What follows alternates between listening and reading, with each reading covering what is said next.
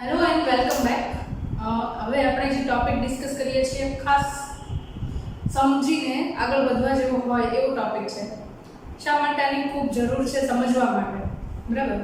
હવે અહીંયા આગળ તમે જુઓ તો બાયોલોજી બેઝિસ પર તમે આગળ પર કોઈ પણ ફિલ્ડને ચૂઝ કરવા માંગો છો, બરાબર? તો એ સબ્જેક્ટની અંદર તમારો બેઝિક કોન્સેપ્ટ જે છે ડીએનએ ને લઈને એકદમ ક્લિયર હોવો જોઈએ.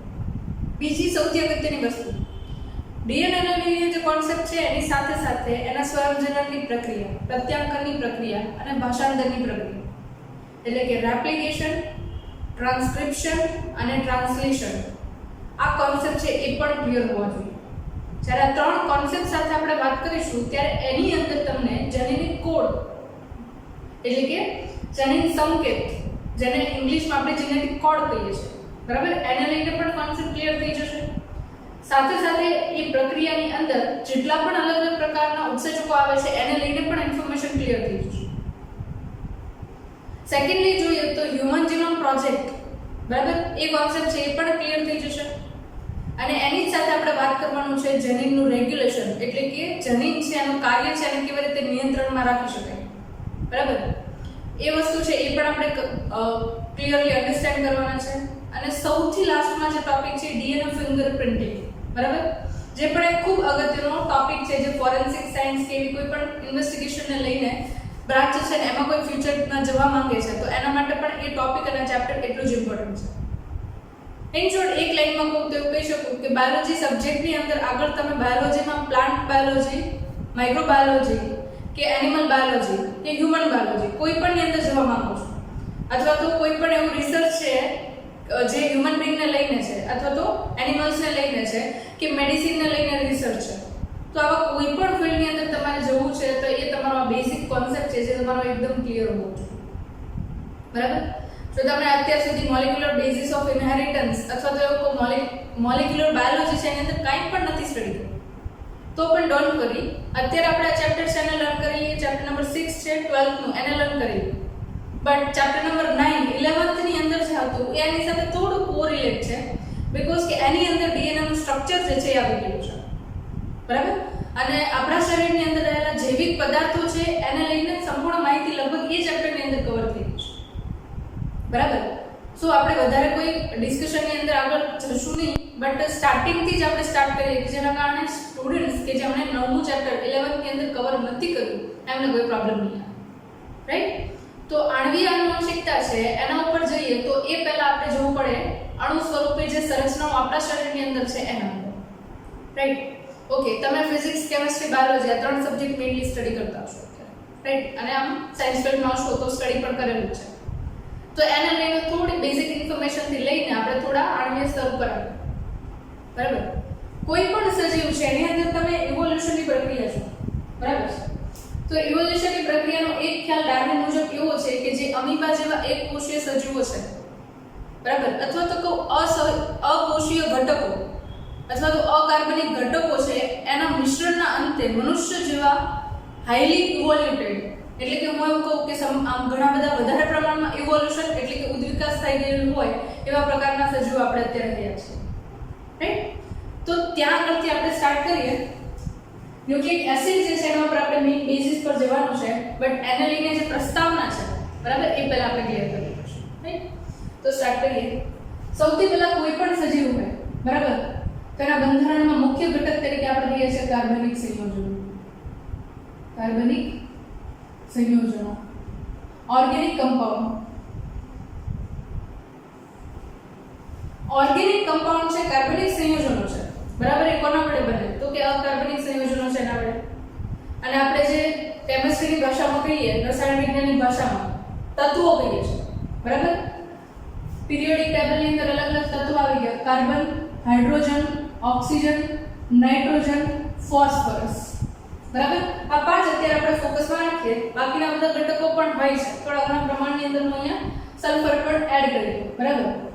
આ પાંચ પીરિયોડિક ટેબલના મુખ્ય તત્વો છે કે જેની અંદર કાર્બનિક સંયોજનો બનાવવા માટેનો મુખ્ય ફાળો છે, બરાબર. હવે ક્યારના આપણે કાર્બનિક સંયોજનો કહીએ છીએ, હમણાં પોઈન્ટ ઉપર આવીએ એટલે આઈડિયા આવી જશે કે કાર્બનિક સંયોજનો એટલે શું, બરાબર. હવે carbon, hydrogen, oxygen, nitrogen, phosphorus અને સલ્ફર, આ આટલા તત્વો છે વધારે હાઇલાઇટ કર્યા છે કારણ કે એ તત્વો ભેગા મળીને કોઈ પણ કાર્બનિક સંયોજન બનાવવા માટે સૌથી અગત્યનો ફાળો આપે છે બરાબર.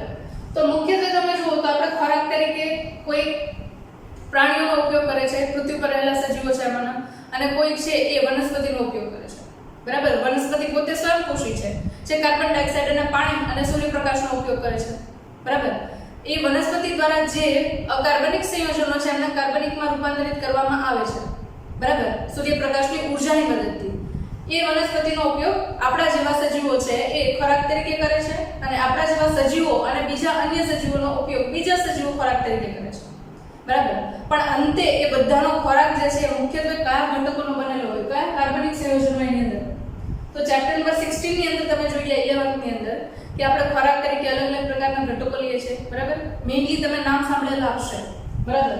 તો એમાં પહેલું કહું તમને અહીંયા તો પ્રોટીન બરાબર, જેને આપણે કહીએ છીએ નત્રલ બરાબર. ઇંગ્લિશમાં પ્રોટીન કહીએ કે ગુજરાતી લેંગ્વેજમાં એને નત્રલ કહીએ છીએ. સેકન્ડલી બીજું અહીંયા કહીશ કાર્બોદિત પદાર્થો અથવા કાર્બોહાઈડ્રેટ્સ.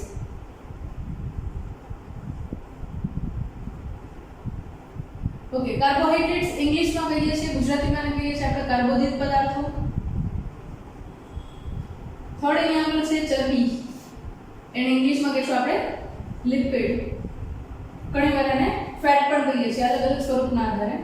લિપિડ એટલે કે ચરબી બરાબર. ફોર્થ જે છે એ છે ન્યુક્લિક એસિડ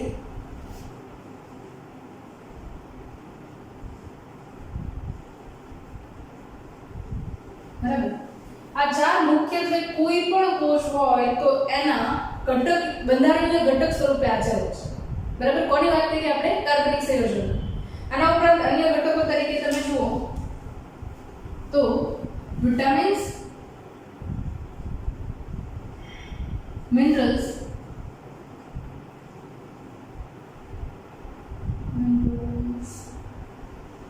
બરાબર, અને અકાર્બનિક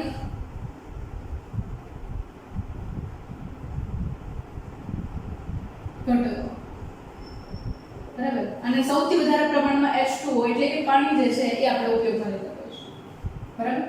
હવે આ જે આટલી વસ્તુઓ છે ને એના વડે હું એવું કહી શકું કે પૃથ્વી પર રહેલા દરેક સજીવો છે એ બંધારણીય ઘટકના સ્વરૂપની અંદર આવેલા છે બરાબર. ઓકે, હમણાં આપણે ખોરાકની વાત કરતા હતા રાઈટ. તો ખોરાક તરીકે કોઈ પણ સજીવ છે તો એ મોટાભાગે શું ઉપયોગ કરે છે? તો કે કોઈ પણ સજીવ હોય ને એ કોઈ પણ અન્ય કોષ છે એમનો ખોરાક તરીકે ઉપયોગ કરે છે, સિવાય કે વનસ્પતિ. આપણે વાત કરીએ છીએ મોટાભાગે પરપોષી સજીવો માટે કે જે ખોરાક માટે વનસ્પતિ પર આધારિત છે રાઈટ. અને વનસ્પતિ કોષ છે એ પણ આ જ પદાર્થોનો બનેલો છે, બટ એ કાર્બન ડાયોક્સાઇડ અને પાણીનો ઉપયોગ કરીને એમાં વિવિધ પ્રકારે રૂપાંતરણો પ્રેરીને આ પદાર્થો છે એમને પોતાના બંધારણીય ઘટકની અંદર સાચવે છે રાઈટ. આ હકીકત છે. ઓકે, તો કોઈ પણ કોષ લઈએ એની અંદર તમે જુઓ તો આ જે છે એનું કોષ કેન્દ્ર છે, અને કોષ કેન્દ્રની અંદર સંરચના સ્વરૂપે જે આવેલું હોય એને આપણે શું કહીએ છીએ? જનીનિક દ્રવ્ય. સામાન્ય રીતે સિમ્પલ લેંગ્વેજની અંદર કહીએ તો ડીએનએ છે આવેલું છે રાઈટ. જનીનિક દ્રવ્ય ડીએનએ આવેલું છે. આના ઉપરાંત તમે જુઓ તો અહીંયા ઘણી બધી અલગ અલગ પ્રકારની અંગિકાઓ હાજર હશે. પ્રાણી કોષ હશે તો એની અંદર અંગિકાઓ થોડી અલગ હશે. વનસ્પતિ કોષ છે તો એની અંદર થોડી અલગ હશે. ફૂગના કોષ હશે તો એની અંદર થોડી અલગ હશે રાઈટ. એ પ્રકારે સંરચના છે એની અંદર પણ તમને વેરિએશન જોવા મળશે બરાબર. ઓકે, કોઈ પણ સજીવ છે એ ખોરાક તરીકે શું લે છે? અથવા તો એ વનસ્પતિ કોષ લેશે, અથવા તો એ શું લેશે? તો કે પ્રાણી કોષ લેશે બરાબર.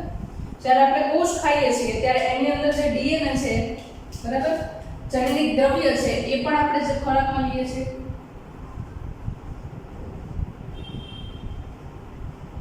બરાબર. અહીંયા આગળ આપણે નામ આપીએ છીએ જનીનિક દ્રવ્ય બરાબર. તો એ જનીનિક દ્રવ્ય છે એના બંધારણમાં શું શું હોય આ તમારે આવી ચેપ્ટર નંબર 8 સ્ટાન્ડર્ડ 11 જેની અંદર તમે કોષ કેન્દ્રને સ્ટડી કરો છો બરાબર. નાનો મોટો ટોપિક છે, થોડું જોઈ લઈએ. જનીનિક દ્રવ્યના બંધારણમાં શું હોય? જનીનિક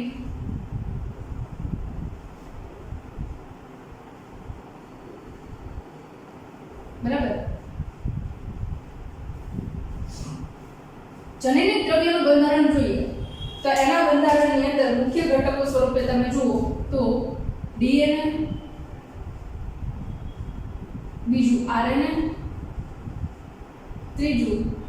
હિસ્ટોન પ્રોટીન અને ચોથું કહું બિન હિસ્ટોન પ્રોટીન.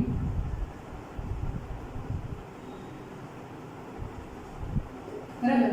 આ જે છે એ ચાર વસ્તુ છે જે મુખ્યત્વે તમને કોષ કેન્દ્ર જે છે યુકેરિયોટિક સજીવનું કોનું યુકેરિયોટિક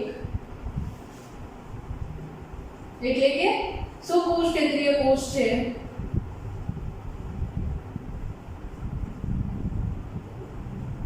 બરાબર. એની અંદર તમને ન્યુક્લિક એસિડ એટલે કે જનનિક દ્રવ્યનું બંધારણ જોઈએ તો એની અંદર તમને આ મુખ્ય ઘટકો છે જોવા મળશે. બરાબર. એ પૈકીના અત્યારે હાલમાં જ આપણે વાત કરવાની છે જનનિક દ્રવ્ય તરીકે જે આપણે ન્યુક્લિક એસિડ માટે વાત કરીએ છીએ એમાં આપણે આ બે ઘટકો છે ડીએનએ અને આરએનએ છે એના માટે વાત કરવાના છીએ. બરાબર છે. જ્યારે દ્રવ્ય સ્વરૂપે છે ત્યારની વાત થાય છે. બટ જ્યારે આપણે એને રંગસૂત્રના સ્વરૂપની અંદર સમજશું ત્યારે હિસ્ટોન પ્રોટીન અને બિન હિસ્ટોન પ્રોટીન છે એનો રોલ પણ આપણને ત્યારે ખબર પડશે. રાઈટ. તો હું સિમ્પલ વે ની અંદર કહું કે જ્યારે જનનિક દ્રવ્ય કહું છું ત્યારે ચારે ચાર ઘટકો છે એના માટે વાત કરીશું. બરાબર છે. બટ જનનિક દ્રવ્ય જે છે કોષ વિભાજન દરમિયાન જ્યારે રંગસૂત્રનું સ્વરૂપ છે એ ધારણ કરે છે. બરાબર. આપણને ખબર છે કે ભજના અવસ્થા દરમિયાન દરેક રંગસૂત્ર છે એ સ્પષ્ટ આકાર ધરાવે છે કોષ વિભાજનની અંદર. બરાબર. અને એ આકારના અંતે રંગસૂત્રો જે છે એ જોડીમાં ગોઠવાય છે જે અંતે જનનિક દ્રવ્યની અંદર રૂપાંતરણ પ્રેરાવાના કારણે થાય છે. અને એ રૂપાંતરણ પ્રેરવા માટે ઘણા બધા ઉત્સેચકો અને સાથે સાથે હિસ્ટોન અને બિન હિસ્ટોન પ્રોટીન છે એ પણ અગત્યનો ફાળો આપે છે. બરાબર. અને હિસ્ટોન અને બિન હિસ્ટોન પ્રોટીન જે છે એના માટે પણ ડિટેલ ડિસ્કશન આગળ આપણે ડીએનએ પેકેજિંગ જોશું. બરાબર. ત્યારે તમને વધારે આઈડિયા આવશે. રાઈટ. તો આજે આપણે ડિસ્કશન આગળ લઈ જઈએ ડીએનએ અને આરએનએ. રાઈટ. ઓકે. હવે ન્યુક્લિક એસિડ જે છે બરાબર એને આપણે કહીએ છીએ આનુવંશિક દ્રવ્ય. શું કહીએ છીએ એને? આનુવંશિક દ્રવ્ય. આઈ થિંક તમને આટલો ટોપિક જે છે ક્લિયર હશે. બરાબર. થોડી હાઇલાઇટ આપી દઉં 2 મિનિટમાં. કોઈ પણ સજીવ હોય તો કાર્બનિક સંયોજનોનો બનેલો છે. એ કાર્બનિક સંયોજનો છે આવા પ્રકારના તત્વો સ્વરૂપે બનેલો છે. બરાબર. પ્રોટીન છે, કાર્બોહાઈડ્રેટ છે, લિપિડ છે, ન્યુક્લિક એસિડ. જો આ ટોપિક તમારે કવર કરવો હોય તો 11th ની એનસીઈઆરટી માંથી ચેપ્ટર નંબર 9 જે છે એને તમે આખું રિફર કરો એટલે આ બધા પદાર્થો છે એના માટે માહિતી મળી જશે. બરાબર છે. પ્રોટીન જે છે એમિનો એસિડના બનેલા હોય, કાર્બોદિત છે એ મોનોસેકેરાઇડ્સના બનેલા હોય, પોલિસેકેરાઇડ્સના બનેલા હોય, લિપિડ છે એ ફેટી એસિડ અને ગ્લિસરોલના બનેલા હોય, ન્યુક્લિક એસિડ છે એની સંરચના છે એ આપણે જોવાના છે. રાઈટ. જ્યારે બધા જ ઘટકો છે ભેગા થાય અંગિકાઓ બનાવે. ઘણી બધી અંગિકાઓ ભેગી થાય એટલે કોષ બનાવે. કોષો ભેગા થાય એટલે પેશી બને. પેશી દ્વારા અંગ બને. અંગ વડે અંગતંત્ર બને. એના વડે અંતે પુખ્ત સજીવનું નિર્માણ થતું જોવા મળે છે. જે તમે ચેપ્ટર નંબર 3 ની અંદર ગર્ભવિદ્યાની અંદર જોયું. રાઈટ. એમ્બ્રિયોલોજીની અંદર. અને એ અંતે આણ્વીય સ્તરે એક સજીવમાંથી બીજી સજીવની અંદર કેવી રીતે લાક્ષણિકતાઓ છે એ ઉતરી આવે છે એના માટે મેન્ડલે આપણને ચેપ્ટર નંબર 5 ની અંદર ડિટેલ ડિસ્કશન સમજાવ્યું. રાઈટ. હવે આપણે જોવાનું છે કે ડીએનએ ની અંદર શું એવી સંરચના છે જેના કારણે જનનિક માહિતી છે એ પેઢી દર પેઢી વારસાગત આવી શકે છે. બરાબર. આ વસ્તુ આપણે ક્લિયર કરવાની છે. રાઈટ. તો આ જે છે એની અંદર આપણા મેઇન જનનિક દ્રવ્ય તરીકે આનુવંશિક દ્રવ્ય તરીકે છે ડીએનએ અને આરએનએ ની અંદર જેમ ઇવોલ્યુશન થાય છે એમ ડીએનએ નું નિર્માણ થાય છે જેના માટે આખા ચેપ્ટર ની અંદર આપણે ડિસ્કશન કરવાનું છે. ઓકે. સો સ્ટાર્ટ કરીએ. Nucleic acid. બરાબર. ન્યુક્લિક એસિડ જે છે એને આપણે મુખ્યત્વે શું કહીએ છીએ તો કે એને આપણે કહીએ છીએ આનુવંશિક દ્રવ્ય.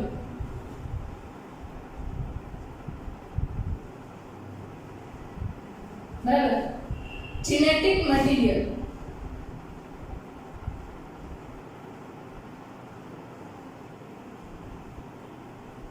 આનુવંશિક દ્રવ્ય એટલે કે જેનેટિક મટીરીયલ.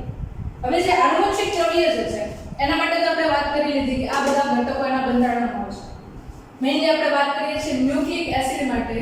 ન્યુક્લિક એસિડ જે છે એ મુખ્યત્વે સજીવની અંદર જુઓ બરાબર તો 2 પ્રકારના હોય છે. બરાબર. એકને આપણે કહીએ છીએ ડીએનએ. ફૂલ ફોર્મ યાદ રાખીશું આપણે એનું. ડીએનએ એટલે ડીઓક્સીરિબોન્યુક્લિક એસિડ. ડીએનએ એટલે શું થશે? ડીઓક્સીરિબોન્યુક્લિક એસિડ.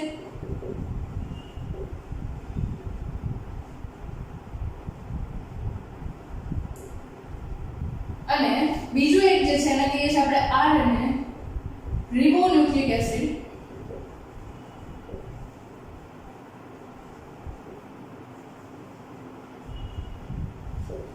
બરાબર.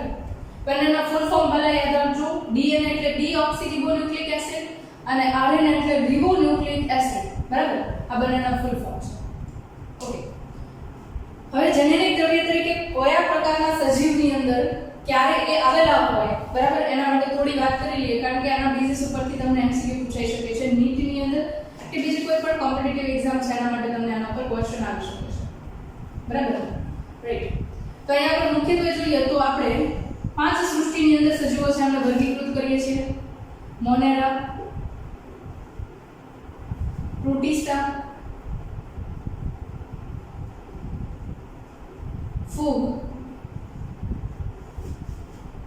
વનસ્પતિ અને પ્રાણી. બરાબર. આ 5 સૃષ્ટિની અંદર કોઈ પણ સજીવને વહેંચણી કરીએ છીએ. એમાં અહીંયા આગળ જે પ્રોટિસ્ટાથી ફૂગ સુધી, પ્રોટિસ્ટા, ફૂગ, વનસ્પતિ અને પ્રાણી સુધીના જે કોઈ પણ સજીવો છે એ બધાની અંદર આનુવંશિક દ્રવ્ય તરીકે 2 સંરચનાઓ હાજર છે. એક છે DNA અને બીજું છે RNA. જે આપણે કહીએ છીએ ને કે પ્રજનનની પ્રક્રિયાના અંતે નવા સજીવનું નિર્માણ થાય છે. એ સજીવ છે એ જો લિંગી પ્રજનન થાય તો એના પિતૃ જેવો થોડા ઘણા પ્રમાણમાં હોય છે, અને જો અલિંગી પ્રજનન થાય તો મોટા ભાગે આબેહૂબ પિતૃ જેવો હોય છે. બરાબર છે. તો એ પ્રક્રિયા જે છે એ તમને અહીંયા આગળ DNA અને RNA છે એમના વડે કંટ્રોલ થતી હોય એવું જોવા મળશે. રાઈટ? ઓકે. હવે મોનેરા સૃષ્ટિ છે એની અંદર પણ જનની દ્રવ્ય તરીકે DNA અને RNA જ આવેલું છે. બરાબર, એમાં કોઈ ડિફરન્સ નથી. બટ અહીંયા આગળ તમને યાદ હશે કે મોનેરા જે છે એ આદિકોષ કેન્દ્રીય કોષ છે અને આ જે છે એ સુકોષ કેન્દ્રીય કોષ છે. બધા જ બરાબર. સ્ટાન્ડર્ડ એક્ઝામ્પલ લઈએ અહીંયા. મોનેરા જે છે એની અંદર હું ઇકોલાઈ જેવા બેક્ટેરિયા કહી શકતી, ઇસ્ચેરિશિયા કોલે, રાઈટ. પ્રોટિસ્ટા જે છે એની અંદર સ્ટાન્ડર્ડ એક્ઝામ્પલ અમીબા, પેરામીશિયમ.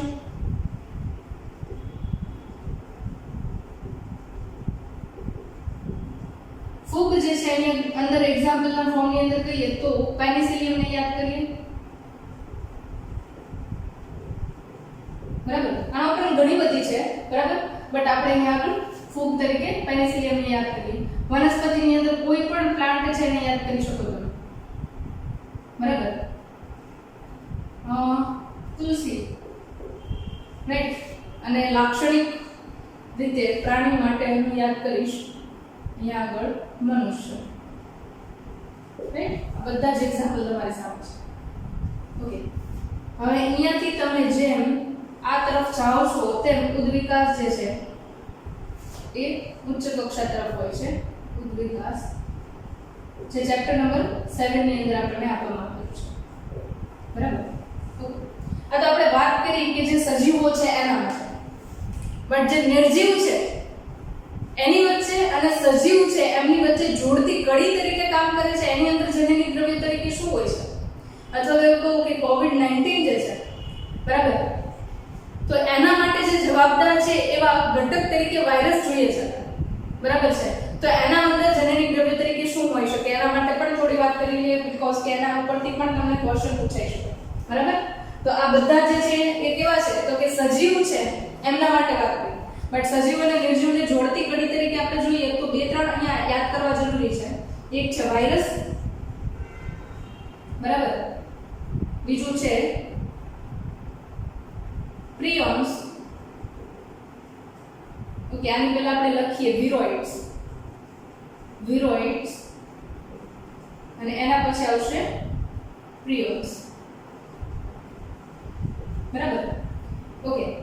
વાયરસ જે છે એની અંદર તમે જનીનિક દ્રવ્ય તરીકે શું હોઈ શકે એના માટે ઇન્ફોર્મેશન આપી દઉં. વાયરસ છે એની અંદર જનીનિક દ્રવ્ય તરીકે DNA હોઈ શકે અથવા RNA હોઈ શકે. યાદ રાખજો અહીંયા આગળ શબ્દ વાપરીએ છીએ આપણે અથવા. તમે જોયું હોય તો અહીંયા આગળ મોનેરા, પ્રોટિસ્ટા, ફૂગ, વનસ્પતિ અને પ્રાણી આ બધી સૃષ્ટિની અંદર આપણે DNA ની સાથે આપણે RNA લખીએ છીએ. બરાબર. એટલે કે બંને એની અંદર હાજર છે. બટ અહીંયા આગળ એક ક્લેરિફિકેશન વાયરસની અંદર કે ડીએનએ હોઈ શકે અથવા આરએનએ હોઈ શકે. આની અંદર પણ હજી એક ક્લેરિફિકેશન આપું કે ઘણા બધા વાયરસ છે એની અંદર ડીએનએ છે એ બેવડી શૃંખલામાં હોય અને ઘણા બધા વાયરસ છે એની અંદર એકવડી શૃંખલાની અંદર હોય. બેવડી શૃંખલા સ્વરૂપે જુઓ તો ડીએનએ નું બંધારણ તમને યાદ હોય તો કંઈક આવું હોય અને આપણે બેવડી શૃંખલાની સંરચના કહીએ છીએ. બરાબર, જેને હું કહીશ ડબલ સ્ટ્રેન્ડેડ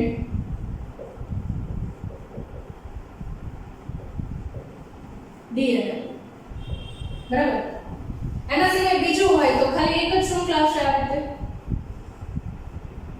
બરાબર, જેને આપણે શું કહીશું સિંગલ સ્ટ્રેન્ડેડ ડીએનએ. સિંગલ એટલે એક શૃંખલામાં ડીએનએ. બરાબર છે, તો અહીંયા આગળ તમે ડીએનએ જુઓ તો એ એક શૃંખલામાં હોઈ શકે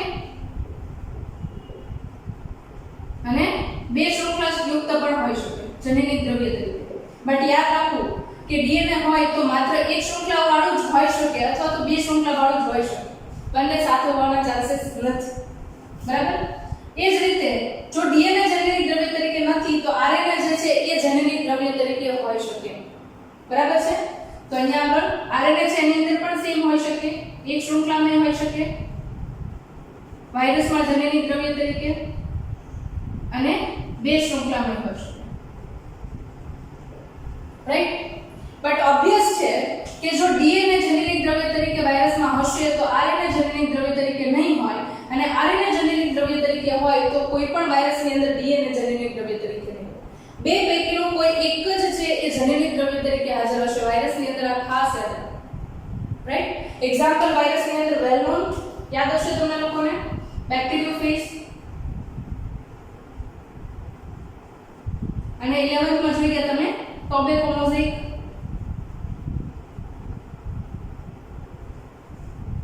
બરાબર, તો આ બે મેઇન વાયરસ છે જે તમે યાદ રાખી શકો એઝ અ એક્ઝામ્પલ. એના પછી છે વિરોઇડ્સ. વિરોઇડ્સ જે છે એમની અંદર માત્ર આરએનએ છે એ જનીનિક દ્રવ્ય છે એવું કહી શકો, માત્ર આરએનએ. બરાબર, અને પ્રિયોન્સ જે છે એ માત્ર અને માત્ર પ્રોટીનના ઘટકો છે. બરાબર, કે જે એક જગ્યાએથી બીજી જગ્યાએ રોગકારક તરીકે વહન પામે છે. બરાબર, ત્રણ કેટેગરી છે યાદ રાખવા માટે રાખી શકો. Prions for protein P and P. Right, તો પ્રોટીન્સ છે એના બનેલા જે જનીનિક દ્રવ્ય કઈ પણ ગણો તો એ પ્રોટીન્સના જ બનેલા છે જેને પ્રિયોન્સ કહેશો.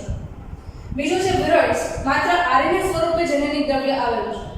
બરાબર, અને આરએનએ જે એમનું મુખ્ય સ્વરૂપ છે એની અંદર બીજી કોઈ સંરચના જોવા મળશે. જ્યારે વાયરસ છે એની અંદર જનીનિક દ્રવ્યની અંદર વિવિધતા હોઈ શકે, બટ જ્યારે તમે એની અંદર એમની સંરચના જુઓ છો ત્યારે બહારનું જે આવરણ છે એ તમને પ્રોટીનની સંરચના સ્વરૂપે જોવા મળશે.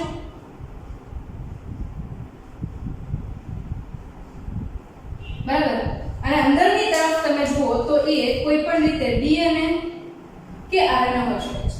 બરાબર, તો આ જે છે એ શું છે તો કે વાયરસ છે એનું આનુવંશિક દ્રવ્ય અને આ જે છે એ બહારની બાજુએ શું છે તો કે પ્રોટીનનું આવરણ. રાઈટ, આ જે છે આનુવંશિક દ્રવ્ય અને પ્રોટીનના આવરણ યુક્ત વાયરસની સંરચના છે. બરાબર, ઓકે, તમે ઘણી બધી ટેક્સ્ટ બુક ની અંદર વાંચતા હશો કે ડીએસ ડીએનએ અને એસએસ ડીએનએ, એ જ રીતે ડીએસ આરએનએ અને એસએસ ડીએનએ. સિમ્પલ છે, કાઈ નહીં, તમારી સામે જ છે. ડીએસ એટલે ડબલ સ્ટ્રેન્ડેડ ડીએનએ. બરાબર, આવી શૃંખલામાં હોય તો ડીએસ આરએનએ એટલે ડબલ સ્ટ્રેન્ડેડ બેવડી શૃંખલામાં આરએનએ. એ જ રીતે એસએસ એટલે કે સિંગલ સ્ટ્રેન્ડેડ ડીએનએ. બરાબર, આ રીતે જે છે. અને એસએસ સોરી અહીંયા આરએનએ આવશે. એસએસ આરએનએ એટલે સિંગલ સ્ટ્રેન્ડેડ આરએનએ. બરાબર, સિમ્પલ મીનિંગ છે. તમે ક્યાંય પણ આગળના સ્ટાન્ડર્ડ્સમાં જુઓ ડીએસ ડીએનએ એસએસ ડીએનએ એવું આપેલું હોય તો double stranded DNA, single stranded DNA, double stranded RNA અને સિંગલ સ્ટ્રેન્ડેડ આરએનએ. આ એનો સિમ્પલ મીનિંગ છે. રાઈટ, તો આ જે છે એ પ્રાથમિક માહિતી થઈ જનીનિક દ્રવ્ય છે એને લઈને અને કયા પ્રકારના સજીવની અંદર કેવા પ્રકારે જનીનિક દ્રવ્ય હાજર હોય છે એને લઈને ઇન્ફોર્મેશન માટે વાત.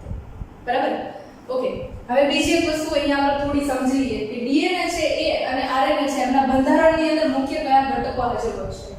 બરાબર છે? તો અહીંયા આપણે વાત કરીએ ડીએનએ અને આરએનએ જે છે એમના બંધારણની અંદર મુખ્યત્વે 3 ઘટકો હાજર હોય છે. અને ત્રણ ઘટકો છે એ તમને કદાચ ખબર છે. ઓકે, એક મેજર કન્ફ્યુઝન મોટા ભાગના સ્ટુડન્ટ્સના માઇન્ડમાં હોય છે. બરાબર? તમારી સામે છે બોર્ડમાં ઘણીવાર એવું બનતું હોય છે કે એક્ઝામની અંદર વાઇવા પૂછવામાં આવે ને ત્યારે એક્ઝામિનર તમને એવું પૂછે કે ડીએનએ શાનો બનેલો હોય છે. તો ઘણીવાર સ્ટુડન્ટ્સ એવા જવાબ આપતા હોય છે કે ડીએનએ છે પ્રોટીનનો બનેલો હોય છે. અહીંયા આગળ એક વસ્તુ ક્લિયર કરી લેજો, ડીએનએ છે ક્યારેય પ્રોટીનનો બનેલો હોતો નથી. આ આન્સર ક્યારે નહીં આવે. તમને નથી આવડતું તો ના પાડી શકો છો, બટ ત્યારે એવું કેવું નહીં કે ડીએનએ છે પ્રોટીનનો બનેલો છે. બરાબર? It is totally wrong. કારણ કે તમારી સામે જે કાર્બનિક પદાર્થો મુખ્ય 4 પ્રકારના છે, તો એના પરથી આઈડિયા આવે કે ન્યુક્લિક એસિડ છે એ આખો ડિફરન્ટ ઘટક છે. બરાબર? એ પ્રોટીનનો બનેલો હોત તો એના ટોપિકની અંદર સબ ટાઈપ તરીકે આપણે મૂકે ન્યુક્લિક એસિડ, એને અલગથી મૂકે. એટલે આ વસ્તુ ક્લિયરલી અન્ડરસ્ટેન્ડ કરજો. હા, એવું કહી શકાય કે ન્યુક્લિક એસિડના બંધારણમાં કાર્બોદિત ઘટક હાજર છે. આ કહી શકાય. બટ એવું નહીં કહી શકાય કે ન્યુક્લિક એસિડ જે છે એ પ્રોટીનનો બનેલો છે. આમે ઘણીવાર સ્ટુડન્ટ્સની સામેથી સાંભળેલું છે. બરાબર? એટલા માટે થોડુંક અવેર રહેજો. આ 4 મુખ્ય ઘટકો છે અને ન્યુક્લિક એસિડ જે છે એ અલગ જ સંરચના ધરાવે છે. એ પ્રોટીનનો બનેલો નથી કે નથી લિપિડનો બનેલો કે નથી સંપૂર્ણપણે કાર્બોદિતનો બનેલો. થોડા ઘણા પ્રમાણની અંદર કાર્બોદિત ઘટકો છે. બરાબર? એ ન્યુક્લિક એસિડના બંધારણની અંદર હાજર હોય છે. બરાબર છે? બાકીની સંરચના છે આપણે જોઈએ છીએ એટલે તમને આઈડિયા આવશે. બરાબર? તમે ડીએનએ ની સંરચના જુઓ કે આરએનએ ની સંરચના જુઓ, મુખ્યત્વે તમને 3 ઘટકો બંધારણીય ઘટકો અહીંયા આગળ જોવા મળશે. એમાં સૌથી પહેલા તો અહીંયા આગળ તો પેન્ટોઝ શર્કરા. બરાબર? પેન્ટોઝ શર્કરા, શર્કરા નામ આપ્યું એટલે આના પરથી આઈડિયા આવી ગયો હશે કે આ છે શું છે, કાર્બોદિત પદાર્થ છે. બરાબર? બીજું ક્લેરિફિકેશન કરી દો. પેન્ટોઝ 5 કાર્બન યુક્ત રિંગ અહીંયા આગળ હાજર છે. 5 કાર્બન યુક્ત સંરચના છે. બીજું અહીંયા આગળ સંરચના તરીકે અહીંયા આગળ હાજર છે નાઇટ્રોજન બેઝ.